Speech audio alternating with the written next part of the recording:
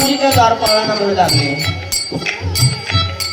मी या जगाच्या मालकाचा भगवान परमात्म्याचा मित्र आहे, मला भगवंताला भेटायचंय, मला जाऊ द्या. त्यावेळेस ते दोन द्वारपाळ हसू लागले, ते दोन पाळ हसू लागले, एकमेकांना म्हणू लागले, घालायला कपडे नीट नाही, एकमेकांना द्वारपाळ बोलू लागले, घालायला कपडे नाही. आणि हा म्हणतो की आम्ही देवाचा मित्र आहे. सुदामजीचं शरीर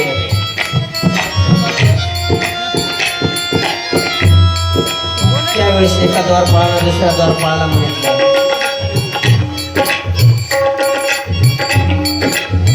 हा म्हणत आहे मी देवाचा मित्र आहे, पण काय हरकत आहे, आपण देवापर्यंत तो निरोप पोहोचू.